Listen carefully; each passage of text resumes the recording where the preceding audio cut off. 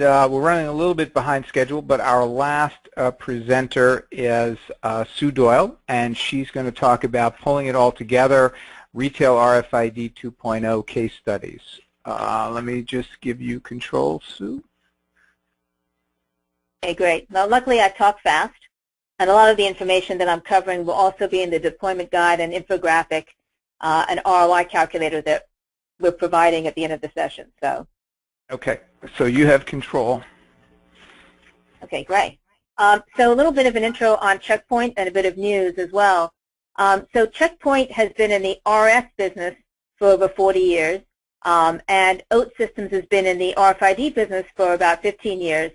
And together, we've had a lot of the new innovations in the industry as a label provider, as a hardware and a software provider.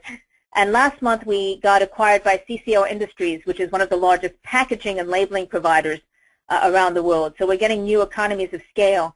And the interesting thing about the investment from CCL, and this happened last month, is that they reiterated to their investors the reason for the purchase is their confidence in RFID in the retail and brand markets for brand owners. So again, they made a significant investment in Checkpoint based on the future of RFID in retail, which I think is a good sign. So RFID in retail 2.0, I probably should have said we're at item level 2.0 because we're probably in the 3.0 stage if we go back to Walmart days when we were tracking cases and pallets. But I wanted to talk a little bit about where we started at item level, where we are now, and how adoption has changed by category and how that varies by retailer and type of organization. So if we look at an evolution of RFID adoption, and this goes across industry really, is that we really went through items 1 and 2, which is, does this work? Does this work at the right price? How quickly can it be deployed? And we're really in stage 3 now, which is looking at the supply network that Brian alluded to, and how can this data be used to improve my processes, improve omni-channel fulfillment, for instance, or improve dynamic inventory management, and understanding that some items are more important than others and I need to track them more closely than thinking of inventory management as a blanket exercise. And also looking at compliance. Once we start collecting large volumes of data, it needs to be high-quality data. So building the compliance into the processes. And we're finally getting into stage 4 with some retailers and brands, which is how do I look at these analytics? Now that I have the sensor data, what do I know that I didn't know before, and how can that impact change management in my enterprise and enable me to become more competitive because I have more assortments, fresher assortments, better service, and I can be a more profitable retailer.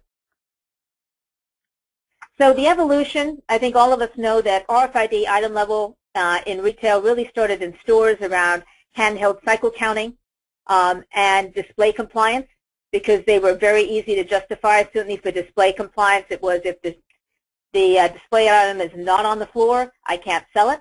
And that was something that didn't require a lot of tags, it didn't require a lot of encoding, but was something that was a very specific use case. It's gone since then in the store to look at how do we look at this for a high-level benefit, not just let's cycle count, but how can we impact on-shelf availability, and how can we quickly locate items for customers and become more customer-facing. So what we've seen, at least in the last year or so, or 18 months, is that it's really developed beyond the stores in both directions. To shoppers, to more of a customer-facing perspective, how do we do a better job of fulfilling omni-channel orders, or searching within the store and enabling shoppers to locate items or reserve items that they see online based on accurate inventory, to going back into the supply chain. I think what many retailers have been discovering is that if you manage inventory just from a decentralized focus, from where the inventory is stored, in the store, in the DC, in a fulfillment center, you have the ability to make sure that the inventory is correct before it gets to those nodes and start off on the right foot. So as source tagging and bulking coding are on the rise, we're seeing more electronic proof of delivery and making sure that the assortment that the store gets is correct before it gets there, and therefore inventory management in store is much more of a maintenance exercise as opposed to the first inventory count that's done with RFID.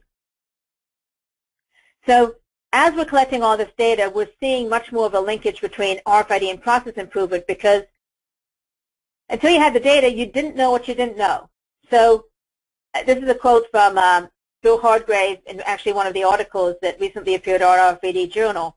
What a retailer found out after tracking with RFID is they didn't realize that the sales operations were not transferring the merchandise directly from the truck to the sales floor. They were transferring to the back room, so inventory was not being sold, and that had a negative impact on sales.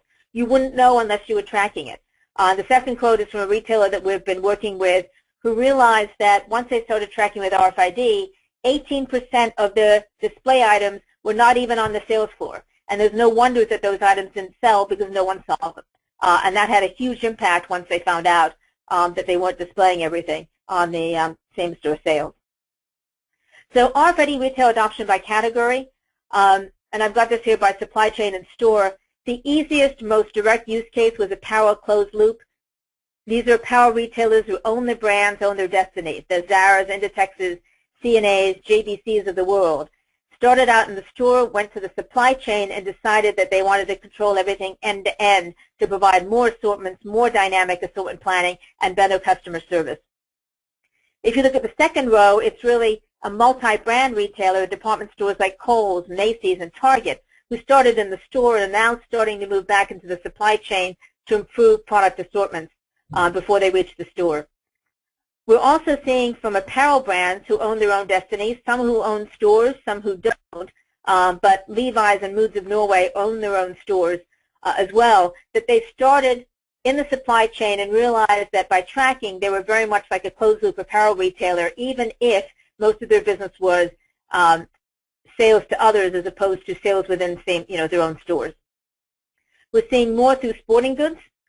Through Decathlon, there are even sporting goods retailers now who are starting to track serialized items like firearms using RFID, which is a very specific use case.